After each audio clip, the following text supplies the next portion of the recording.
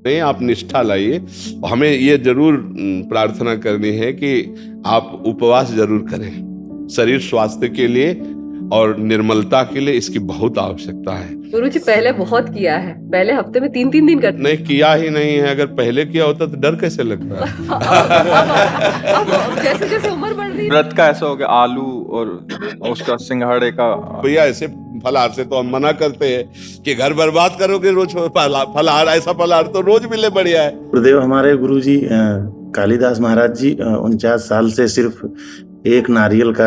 हाँ हाँ बिल्कुल, संतों में बहुत ही क्षमता होती है, क्योंकि वो प्राण नहीं है, वो तो आत्म स्वरूप में स्थित होते हैं। श्वेतांबरी जी, राधा वल्लभ गुरुजी। श्री हरिवंश महाराज जी। गुरुदेव, जो हम व्रत उपवास करते हैं, क्या वो करना जरूरी है? मुझे अपने आसपास परिवार की तरफ से बार बार कहा जाता है, मुझसे होता नहीं है।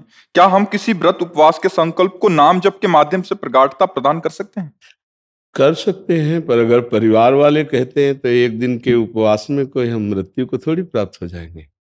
कर लेना चाहिए, अच्छा शरीर स्वास्थ्य के लिए भी अच्छा है। भाई रोज आंतों में डाला जाता है, अगर एक टाइम ना डाला जाए, एक दिन ना डाला जाए, तो जो जठराग्नि है वो प्रबल हो जाती है और वो हमारे रोगों का नाश करती है। जब हमारी जठराग्नि मंद हो जाती है तो विविध प्रकार के रोग होते हैं। तो हमें लगता है कि महीने में 2 बार या 4 बार सबको व्रत रहना चाहिए, सबको भूखा रहना चाहिए। हफ्ते में 1 बार रख ले या 15 दिन में 1 बार रख ले, इसमें क्या जाता है? क्यों, किसका? हाँ, तो इसमें क्या जाता है? क्या आप एक टाइम थोड़ा फल लेकर के एक दिन भूखे नहीं रह सकते? कई बार बहुत कोशिश करती हूँ, कई बार तो ऐसे ही हो जाता है, पर जब जब हम दिमाग से सोच लेते हैं कि आज व्रत रखना है, उस दिन नहीं खाते बनता है। उस दिन ऐसा होता ही नहीं है कि मैं कर पाऊँ। बहुत परेशान हो जाती हूँ। कोई परेशानी का विषय नहीं, चूंकि आप शरीर भाव में हैं और शरीर को अपना स्वरूप मानते हैं, इसलिए आप भ्रमित हैं कि बिना भोजन के नहीं रह सकते। कई कई दिन भोजन न होने पर भी कभी उदासी थोड़ी आई। साधु के जीवन में तो ऐसा होता है ना। गुरुजी कई बार ऐसा होता है कि हम काम में बिजी हैं और नहीं खाया एक दिन पूरा, पता ही नहीं पड़ता, पर जिस दिन पता है कि हाँ हाँ, ये मन की चाल है और कोई बात नहीं, आप निष्ठा लाइए। हमें ये जरूर प्रार्थना करनी है कि आप उपवास जरूर करें, शरीर स्वास्थ्य के लिए और निर्मलता के लिए इसकी बहुत आवश्यकता है। एक हफ्ते में कोई दिन रख ले या 15 दिन में रख ले, इसका अभ्यास रखना चाहिए। इससे शरीर स्वस्थ होता है और मन भी पवित्र होता है। जब ये भूख का कष्ट होता है ना, तो फिर मन के पाप नष्ट होते हैं। उपवास के द्वारा बहुत जल्दी पाप नष्ट होते हैं। भगवान शिव की प्राप्ति के लिए माताजी ने सूखे पत्ते खाना प्रारंभ कर दिया, तभी अपर्णा नाम पड़ा। बिल्व के पत्र जो सूखे गिरते थे वही उठा के पा लेती, रात दिन भजन करती, तो शिव जी मिल गए। तो देखो, अगर कष्ट सहोगी तो कष्टों का नाश हो जाएगा। जो आगामी आने वाले कष्ट हैं उनसे लड़ने के लिए आपके पास पावर हो जाएगा। व्रत है, नाम जप है, तीर्थयाटन है, साधु सेवा है, गौ सेवा, ये आपके पास सुकृत है। ये आपके पास वो बल है जिससे आप लड़ सकते हो जगत में। अब लोग जो है पापाचरण करते, धर्म करते नहीं, तो नष्ट भ्रष्ट होते चले जाते। 4 दिन ऐसे चमके मिटिया मेट हो गया। धर्म करो तो धीरे धीरे आप बलवान बन जाओगे। आप अभ्यास कर लीजिए, आप, इसमें कोई कठिन बात नहीं है।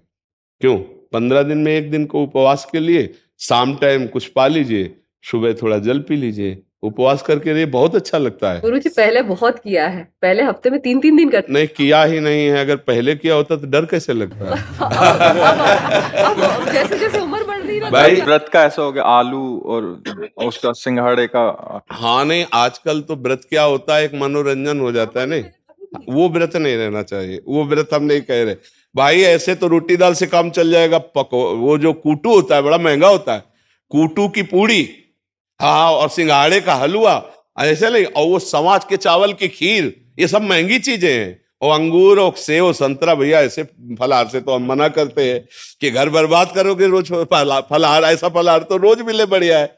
फलाहार का मतलब होता है आज हम व्रत हैं तो 12 बजे तक तो कुछ खाया पिया नहीं, 12 बजे थोड़ा जल पी लिया और शाम के 4 बजे कुछ फल आदि थोड़ा सा डाल लिया और बस, रात्रि में कुछ नहीं लिया। या शाम के जैसे थोड़ा मीठा है, दूध है, ऐसे कुछ सात्विक थोड़ा प्राण पोषण के लिए। एक दिन में कोई मर थोड़ी जाएगा। और दूसरे दिन फिर प्रातः कालीन प्रभु को भोग लगा करके फिर अन्न प्रसाद पा ले। होता वही है कई जगह कि हम पूरा दिन फ्रूट खाते रहते हैं, घर वाले बोलते हैं फ्रूट खा के रख लो, तो ऐसा व्रत का मतलब ही क्या हुआ? नहीं, वही हम कह रहे हैं, ऐसे व्रत का मतलब नहीं है। खाना खा लो। हाँ, उससे तो अच्छा 2 रोटी और दाल खा के नाम जप करो, बढ़िया है। इधर उधर की सामग्री से तो अच्छा है। नहीं, गुरुदेव हमारे गुरुजी कालिदास महाराज जी 49 साल से सिर्फ एक नारियल का हाँ हाँ, बिल्कुल। संतों में बहुत ही क्षमता होती है, क्योंकि वो प्राण नहीं है, वो तो आत्म स्वरूप में स्थित होते हैं।